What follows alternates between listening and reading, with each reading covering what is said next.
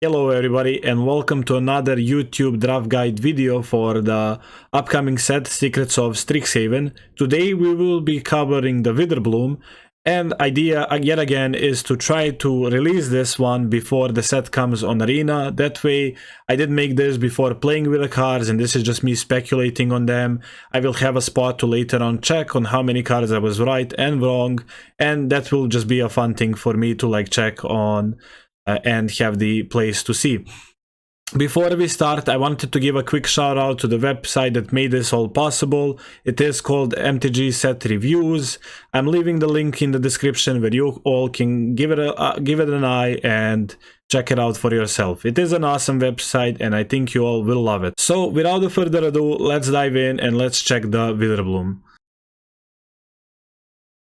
Again, we will break this draft guide video in few sections. We will first talk on how I see the Witherbloom, which creatures we like playing when it comes to black and green, signpost cards towards the color combination, instant and sorceries, and maybe other artifacts and enchantments we like to play, removals we definitely want to have in this color combination, and I will mention a rare that feels like an interesting idea.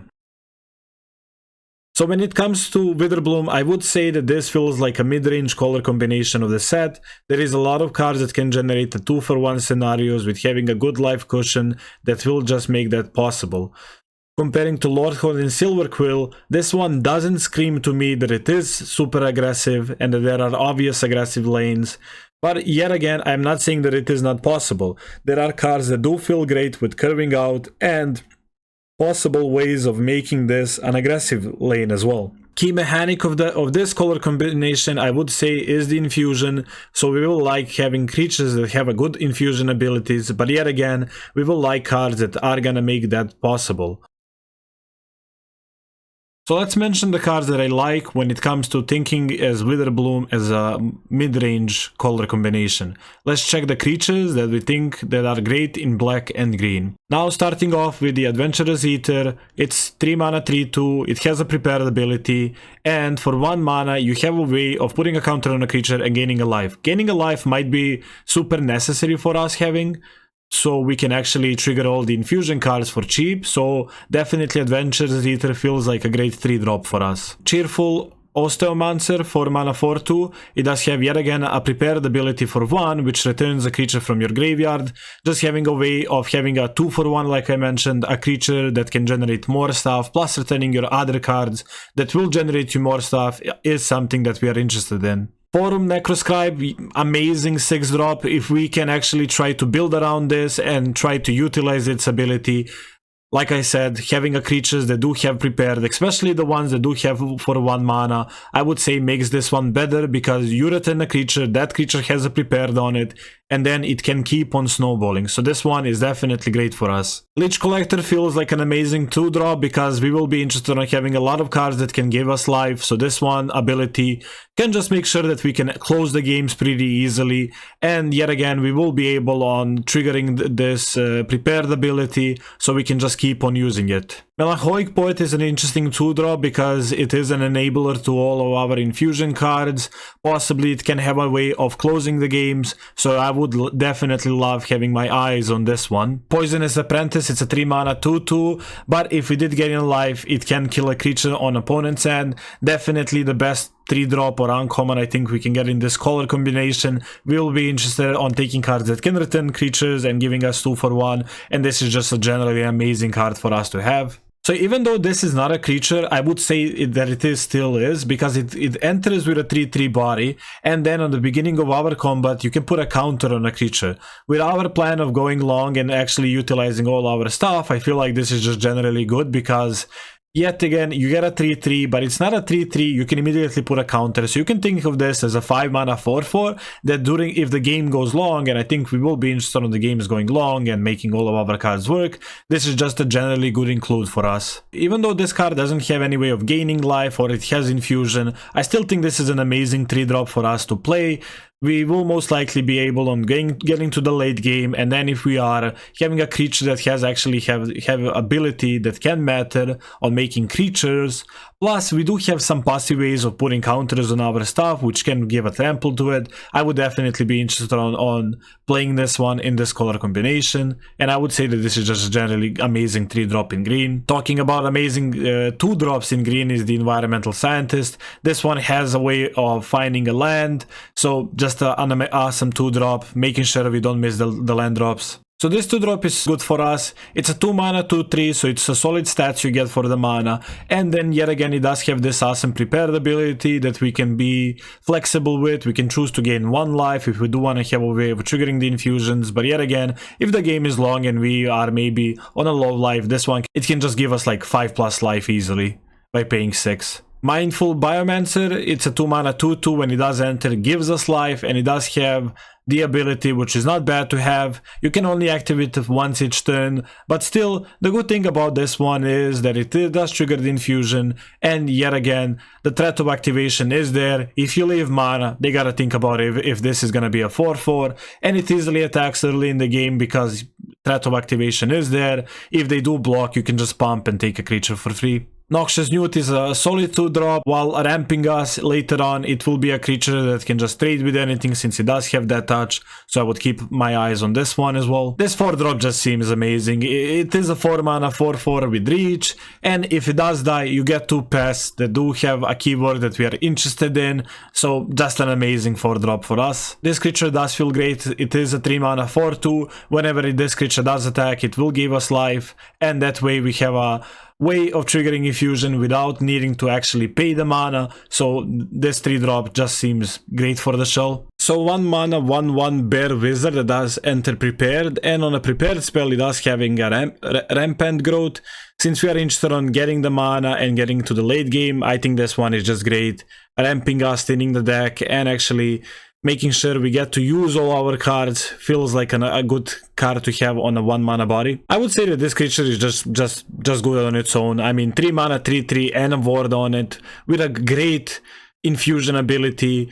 We don't go wrong on just like putting this into the deck. Even if we are not aggressive, this is just a great thing to have. But we of course could play aggressive with this one. I would say the all increment cards we have seen in this set are just generally amazing for limited. I don't see why this one would be bad. Yes, it does enter as a 3 mana 1/2, but when you do untap and you do cast spells, this one will just keep on growing, and I can easily see this one being like a 4 or 5 later on. Early on, like being a 2/3 or a 3/4 just generates a lot of mana for us to use cards, so I wouldn't see why this one would be bad as well.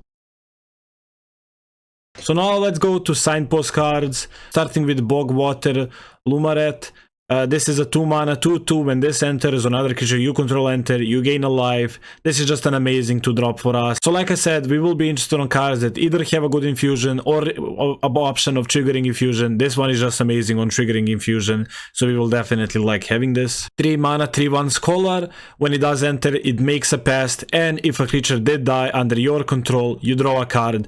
This is just an amazing thing we get for the mana we pay. Plus, I think the play pattern of this one that we will be mostly interested in is to attack, maybe our creature dying, then playing this. So just a great 3-drop, you cannot go wrong, and it's an amazing uncommon for the color pair. Grapple with that, a 3 mana removal. It is a sorcery that does kill an artifact or a creature, plus we gain a life. It is interesting that we do have a way of killing an artifact as well with this one, which might actually end up on mattering in some cases. But having a removal that can gain a life does feel a great thing for us. Love and Exchange Student, 4 mana 3/4. It does have a prepared ability, and you can actually get the prepared ability again if you exile a creature card from your graveyard. When you do use the prepared ability, you make a 1/1 pest. So this one is just awesome. It's always great having a card that can generate more value, and for this one to generate more value, it kind of feels, I wouldn't say free, but I think you're most likely gonna have cards that you're fine on, like losing from the graveyard to turn them in a 1/1 pest. So this one just feels great. I would definitely be happy on playing it. Mind Rot's a 3 mana. You make an opponent discard 2, and you can put 1 land they discarded this way onto the battlefield under your control. Usually I never did like the Mind Rot's effect in limited because it is like super situational. If you do draw it later in the game, usually you would most likely not have opponent will not have cards, so you don't get anything from this. But the play pattern of this set feels like there is a lot of value, because like most of the creatures do have the prepared ability, which makes me think that the opponent might actually have cards in the later parts of the game. And I'm not even talking about a big upside of this if you play it on curve on turn 3 and you do make an opponent discard a land, because like usually when you are discarding, you do want to be discarding lands, keeping non-lands. But if you do make an opponent discard 2 non-lands, I think you're happy, and if you do get a land, you're amazing with it. So definitely excited on trying this. Old Growth Educator 4 mana, I would say a 6/6. I don't see how you're gonna play this and not get infusion with it.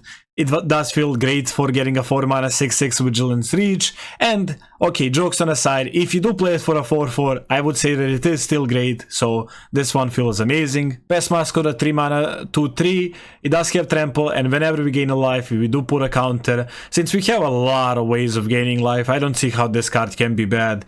I'm not sure how many I would play if I had the options, like maybe there is a diminishing return, but maybe at the start I would play as many as I can get and then trying to make them as best as they can be. Teacher's Pest, a 2 mana 1/1, whenever it does attack, you gain a life, and then you have an option of returning this to the battlefield. This card is super annoying early on the game. It will just make sure that you will have a way of triggering the life gain, and then later on in the game, you just have an infinite blocker available. So Teacher's Pest just seems amazing. So let's check the Witherbloom charm. The options that it does have: you may sacrifice a permanent. If you do, draw 2 cards, you gain 5 life, and you can destroy a non-land permanent with 2 mana or less. Not sure which of the 3 we are gonna use with this one. I think most of the times we're gonna try to like use the first one when the opponent is trying to raise a removal on our creature, or later in the game if we have extra lands. I don't see an issue of like sacrificing a land and then drawing 2. 5 life might matter, but I don't think we want to be using this way of having a way of triggering the infusion. But we never know, maybe the 5 life might matter as well. And having a way of destroying a non-land permanent with mana value 2 or less might end up on being relevant. I would say the way I feel like is that we're gonna most of the time use the first option. There are gonna be scenarios where the third option is great, and I think the second one seems like the worst one, but yet again, there are gonna be spots where we will be excited about getting 5 life. Now we will check the instant and sorceries that we will like to play in this color combination. 3 mana cost of Brilliance, you have a way of drawing two cards and losing life. Yet again, if the spot is like that, you can choose the opponent to draw 2 and lose 2, and you get a counter with this one. I think just generally having a 2-for-1 card is something that we will be interested in playing with this color combination. Losing 2 life might not matter because we have a lot of ways of gaining life, so just having a card that can be a divination plus putting a counter feels like a good thing to have. Dissection Practice, a 1 mana Skulldaggery, while having an option of making sure infusion happens, feels great. I usually like the Skulldaggery, and there we will be interested in attacking with the Pest and other cards. This one might catch opponent off guard, so definitely a good 1 mana spell. Pull from the Grave is a 3 mana sorcery that does return 2 creatures from your graveyard to your hand, and it does gain 2 life. Even though it didn't gain us 2 life, I think we are super excited of returning our creatures.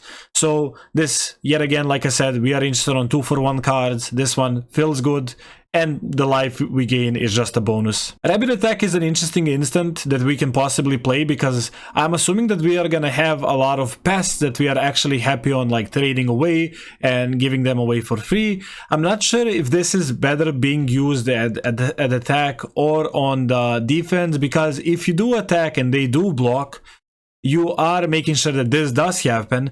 And if you're using it in the defense to having like better blocks by blocking with your pest and other cards that you're happy on like trading away, opponent could always choose on dealing all the damage on 1 card. I'm not saying that that will happen. Maybe opponent still chooses on killing your creatures and cashing them in for cards, but I'm saying that it could backfire if we are relying that way being a draw. Super interesting card. I think I would try it out in the Witherbloom, and yet again we will see how this plays. So 3 mana instant that does put 2 counters, and if we gain the life, that creature gains trample and indestructible.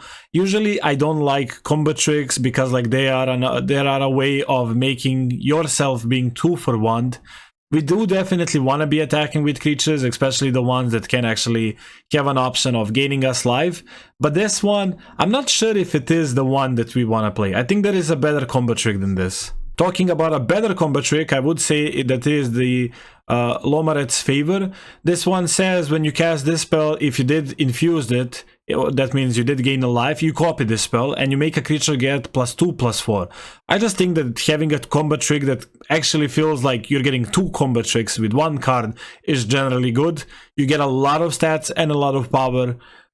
So definitely feels like a good combo trick to try with this color pair. Follow the Lomaret is a 2-mana sorcery that does look at the top 4 cards. You choose a creature and a land and put them in the hand. If you gain the life, you can choose 2 creatures and or lands from among them and put them into hand. You put the rest on the bottom of the library. This one feels great because I think we are always going to be able on triggering the infusion. So having a 2-mana pick from 4 cards, creatures on lands does feel good. So just a generally good way of going through the deck, finding our bombs, creatures, and having a way of making sure that we don't miss land drops. Feels good for us to have. Oracle's Restoration, 1 green, you give a creature a +1/+1 and you draw a card, gain a life. I'm not sure how much I like this, because if opponent does have a removal, we did 2 for 1 ourselves. Yes, it does have a way of gaining a life and triggering the infusion, but I'm not sure how much this is necessary. So this one will be interesting to see how it plays.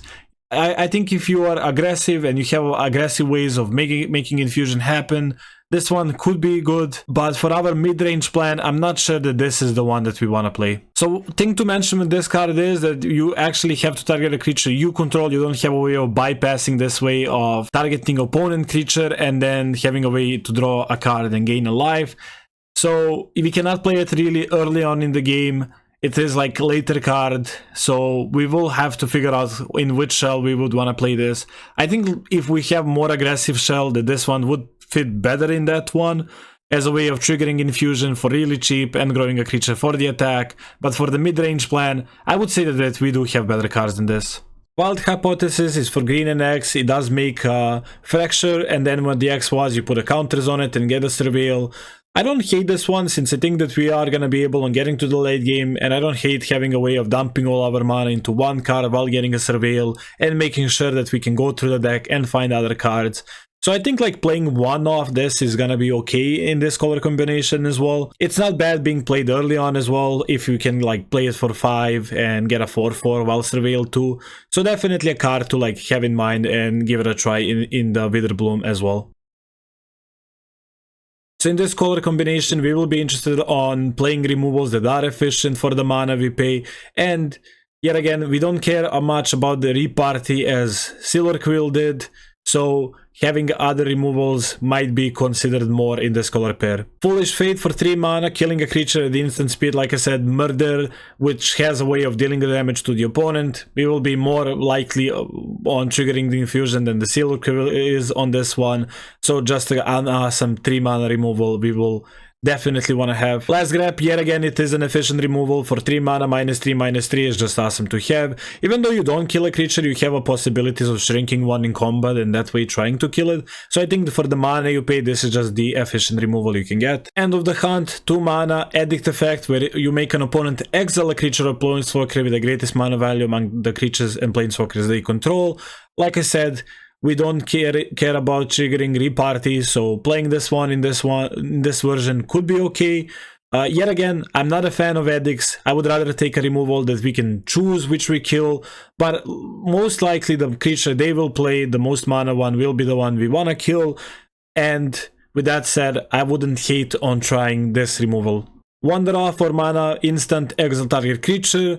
Yet again, a clean removal, cannot go bad on picking this one. I would say the other 2 we mentioned are more efficient on killing stuff, but if you are liking removals, it's not bad on playing this one, and there are creatures that we will be interested on exiling. Baroque Barrage, it's a 2 mana instant. If we did cast another instant to sorcery this turn, your creature does get a +1/+0, and then that creature does deal damage equal to its power to other creature opponent controls. Usually the bites are always playing fine, bites are always better than fights, and we do have some creatures that do have that touch, so I just don't hate this one as well. Feels like an efficient removal to play. Shalonian Tackle, 3 mana sorcery. Your creature gets +0/+10 in toughness until end of turn, then it fights 1 creature an opponent controls.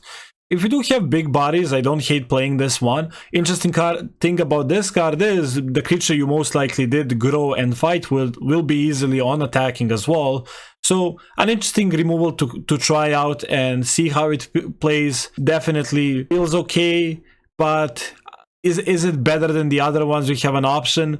I would say it depends on the creatures we run. If our creatures do have bigger power, and then yet again growing our creature to make sure that it can easily attack, sure, I would give it a go, but I would not say that this is the most efficient removal, since yet again you're opening yourself up for 2 for 1, and it is a sorcery. So I would say Witherbloom just feels like an amazing mid-range color combination. There is a lot of good 2 for 1 cards while we are curving out, or if we get to the later game where we can efficiently use them. Color combination does have great removals, and overall a solid plan where we have ways of closing the games without even needing to attack. So I wanted to mention one rare that does feel super interesting. Maybe some people are gonna think that it is bad, but I think generally speaking Witherbloom is just so good and efficient of gaining life by curving out. Even though this is a 2 mana do nothing card at the moment you play it, I think getting 5 counter is super easy for this color combination. And then once you do that, you get a +3/+3. That is the best Anthem effect that we can possibly get. Usually Anthem effects are for 3 mana +1/+1, but for this one it is just a mana cheaper and then more stats it does give.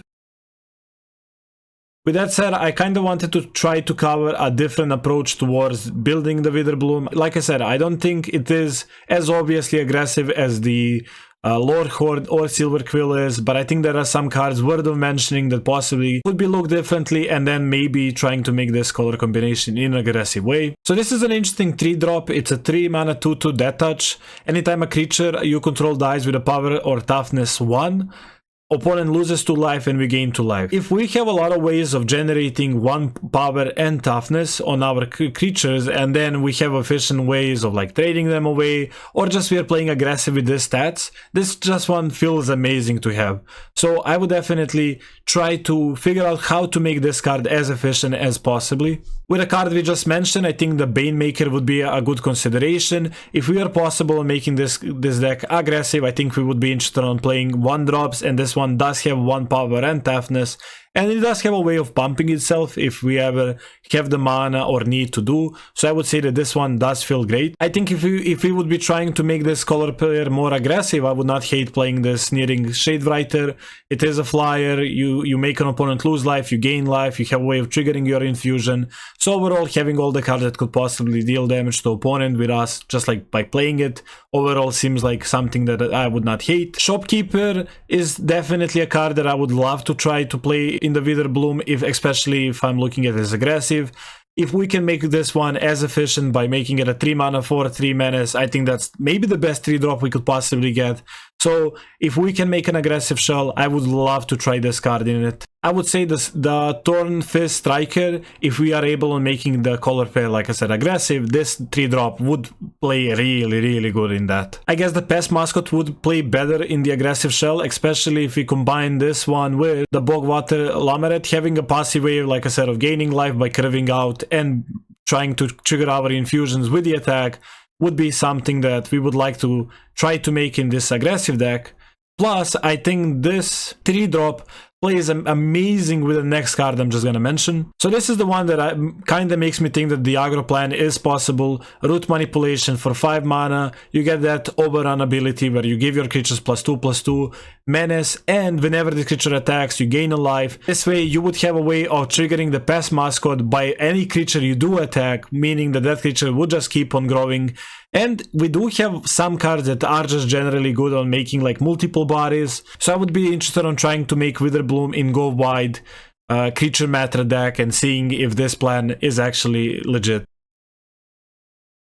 So that does it for the Witherbloom. I think during the draft, the way we are gonna figure out that we should be in this is by seeing the Signpost cards being passed to us while being in one of the colors, either black or green. General logic still applies. If you see the cards that are golden on the wheel, you can consider that as a good sign for you entering, or maybe being the first one that does enter in your table towards the color pair. Other than obvious rares that are gonna put us, I think the common cards are interesting, so keep an eye on them. So that does it for Witherbloom. I hope you did like this video as well. If you did, please consider leaving a like, subscribing to the channel so you don't miss the next content we do make, and leaving a comment because I'm interested on how you see this color combination as well. And if I did miss anything, feel free to point out. Again, thanks for watching. I hope you catch you next time, and cheers. Take care.